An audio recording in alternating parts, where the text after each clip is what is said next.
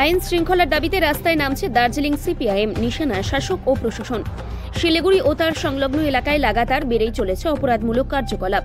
মাদক পাচার, চুরি থেকে শুরু করে মাফিয়া দৌরাত্মে অতিষ্ঠ সাধারণ মানুষ, অথচ নীরব প্রশাসন। এই অবস্থার বিরুদ্ধে এবার সরব হল দার্জিলিং জেলা সিপিআইএম। শুক্রবার দলের জেলা কার্যালয় অনিল বিশ্বাস ভবনে সাংবাদিক বৈঠকে এই কথা জানালেন জেলা সম্পাদক সমন পাঠক। দলের অভিযোগ, বিগত কয়েক মাস ধরে শহরের বিভিন্ন প্রান্তে একের পর এক অপরাধমূলক ঘটনা ঘটলেও প্রশাসনের ভূমিকা হতাশাজনক।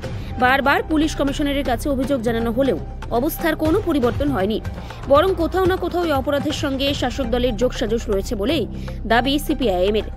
আর তার জেরে বেআইনি কার্যকলাপে দুষ্কৃতীদের সাহস পাচ্ছে বলে মত তাদের। এই পরিস্থিতিতে পুলিশ প্রশাসনের ব্যর্থতা এবং শাসক দলের মদত দেওয়ার অভিযোগ তুলে এবার রাজপথে নামার সিদ্ধান্ত নিল দার্জিলিং জেলা সিপিআইএম। সাংবাদিক বৈঠকে আরো কি জানানো হলো আমরা শুনে নেব। পুলিশ প্রশাসনের ফেলিওর, কমিশনার ও দেখা করতেই চায় না, মানুষের সাথে কথা বলতেও চায় না। দেখা করলে বলে সব ঠিক আছে, উনি নাকি বলেন কোনো অসুবিধা নাই, কোনো মানে অপরাধমূলক কোনো কাজই হয় না, খুব শান্তি পাওয়া গেছে। কিন্তু আমরা একটা পর একটা আমরা বলতে পারি সব থেকে মানে প্রত্যেক দিন কোনো না কোনো ঘটনা সব থেকে খারাপ অবস্থাতে আমাদের শহর খারাপ দিকে যাচ্ছে। এই জায়গাতে দাঁড়িয়ে পুরা প্রশাসন, পুলিশ প্রশাসন, কমিশনার একেবারে ফেল এবং হচ্ছে শাসক দল আজকে বড় বড় কথা বলে, যেখানে ঘটনা হয় সেখানে ঢুকে পড়ার চেষ্টা করে এবং রাজনীতি করার চেষ্টা করে, কিন্তু তার পিছনে আলটিমেটলি তাদের লোকই ইনভলভ আছে। এই জায়গাতে দাঁড়িয়ে হচ্ছে আমরা ভারতের কমিউনিস্ট পার্টি মার্ক্সবাদী দার্জিলিং জেলা কমিটি আমরা ঠিক করেছি জনগণের সাধারণ মানুষের নিরাপত্তা, মহিলাদের নিরাপত্তা এবং হচ্ছে আইন শৃঙ্খলা মানে সক্রিয়ভাবে থাকতে হবে, এটা নিয়ে আমরা ধারাবাহিকভাবে আন্দোলন করব।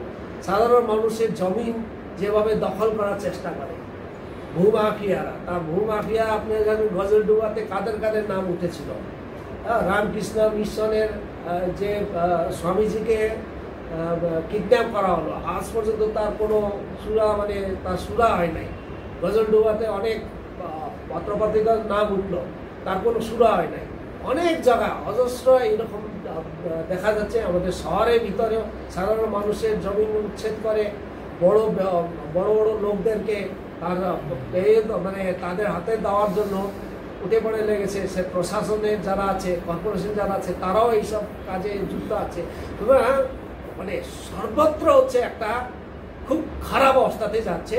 আমরা পার্টি, আমাদের ভারতের কমিউনিস্ট পার্টি মার্ক্সবাদী, আমরা মানুষের পক্ষে শান্তি এবং হচ্ছে আইন শৃঙ্খলার পক্ষে আমরা ধারাবাহিক আন্দোলন করব। এর মধ্যেই আমরা অনেক কর্পোরেশনে অনেক আছে, সেটা নিয়ে আমরা 4 তারিখ একটা বড় অভিযান করব। আমাদের আজকে গ্রাম অঞ্চলে এই বালু মজুরি যা মাফিয়া এবং হচ্ছে 100 দিনের কাজ বিভিন্ন এটা নিয়ে আজকেও আমাদের বড় একটা জামায়াত আছে। এই 1টার সময় আমাদের মানন্দা ব্রিজ থেকে শুরু হবে, সেটা মহকুমা পরিষদ যাবে।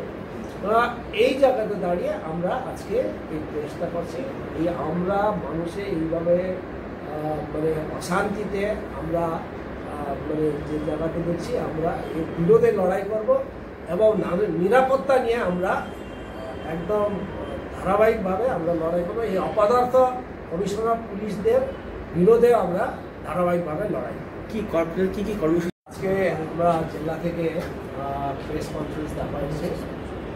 আমরা খুবই উদ্বিগ্ন এই সময়কালে শিলিগুড়ি এবং আশেপাশে অঞ্চল ধরে যেভাবে আইন শৃঙ্খলা একবারে ভেঙে গেছে।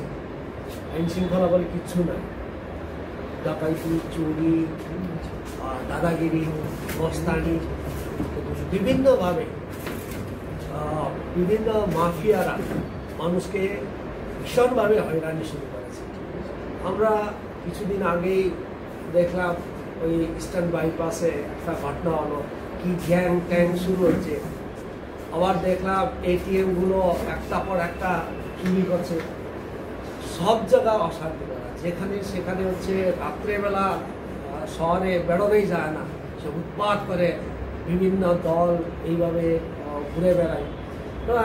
একটা অদৃশ্যভাবে মাফিয়াদের একটা সরাগম, একটা মানে তাদের গ্রুপ, এই বদমাসদের গ্রুপ, এরা হচ্ছে মাথা চড়া দিচ্ছে এই সময়টাতে। আমরা মনে করছি এই এমনি হয় না, তার পিছনে মানে শাসক দলে পরোক্ষভাবে মদত আছে।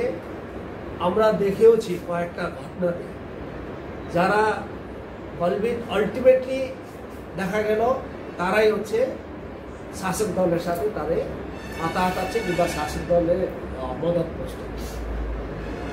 আমরা দেখেছি আগে ৭৭-এর আগে এইরকম ঘটনা ঘটে গোটা রাজ্য জুড়ে, আমাদের শহরেও কি কোথায় কোন পাড়ায় পাড়ায় মস্তান মানুষের হয়রানি করতো, যেভাবে দাদাগিরি ট্যাক্স দিতে হতো, মানুষের শান্তির কোনো ছিল না, একদম আইন শৃঙ্খলা বলে কোনো জিনিস ছিল না।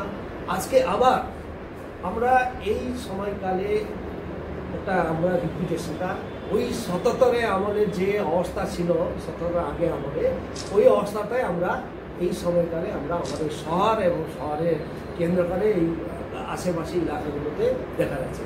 শুধু আমাদের জেলার কেন, এই আশেপাশে জেলাগুলোতেও, গোটা নর্থ বেঙ্গলে, গোটা রাজ্যতেও এইরকম একটা অবস্থা, আইন শৃঙ্খলা ভেঙে দেওয়ার এইরকম অবস্থা হয়েছে। ৭৭ পরে লেফট ফ্রন্ট আসার পরে এইরকম গুন্ডা, বদমাস, মস্তান, মাফিয়াদের যেভাবে একদম তাদের মানে যেভাবে শক্তভাবে তাদেরকে মোকাবিলা করছিল, এবং মানুষের জেনারেল মানুষকে, সাধারণ মানুষ একটা শান্তিভাবে থাকার মতন একটা অবস্থা ছিল। আজকে রাত্রে আমাদের মানে মা বোনরা বেরোতেই পারছে না, এইরকম অবস্থা হয়ে গেল আমাদের শিলগড়ি শহর। অনেক শহরের বিভিন্ন অঞ্চলে দেখি বিভিন্নভাবে ২ নম্বরি কাজগুলো এত বাড়ছে, মানে খুব নোংরামি কাজগুলো আমরা দেখছি। এই সময়তে আমরা সর্বত্র শিলগড়ি শহরে একটা কেন্দ্র হয়েছে ড্রাগসে একটা মাফিয়া চলছে, এবং ড্রাগস নিয়ে টিএমসিরাও তাদের দলে কিছু কিছু অভিযোগ করে, যেভাবে ল্যান্ড মাফিয়া নিয়ে আমরা যত না বলি তার থেকে বেশি তাদের মধ্যে থেকে অনেক লোকজন তাদের নিজের দ্বন্দ্বগুলোকে, আমরা দান্দিগুলোকে, তাদের কন্ট্রাডিকশনগুলোকে আমরা শুনতে পাই। মনে হচ্ছে আমরা এই সময়তে একটা সমস্ত আইন শৃঙ্খলা ছাড়াই এইরকম অবস্থাতে আমাদের শহর, আমাদের নাগরিক বাস করছে।